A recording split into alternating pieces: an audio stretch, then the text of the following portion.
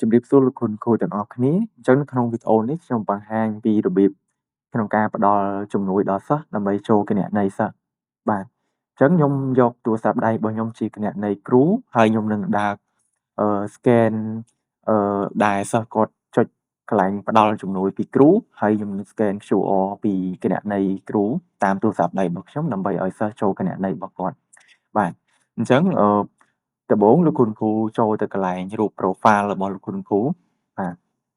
បន្ទាប់មកលោកគ្រូយកអមមកក្រោមឃើញមានពាក្យថាបដូរគណនេយ្យ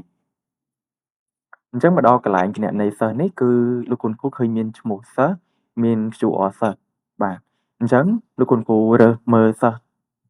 ម្នាក់ណាដែលលោកគ្រូចង់ឲ្យគាត់ចូលគណនេយ្យរបស់គាត់បាទលោកគ្រូត្រូវចុចរើស QR ហើយមកដល់កន្លែងនេះគឺខ្ញុំបើកកុំព្យូទ័រដែលសិស្សផ្ដល់ជំនួយទៅសិស្សតាមរយៈកុំព្យូទ័រហើយលោកគ្រូមានទូរស័ព្ទដៃដើម្បី scan ជំនួយពីគាត់បាទអញ្ចឹងមកដល់កន្លែងនេះខ្ញុំចូលទៅកុំព្យូទ័របន្តិចសិន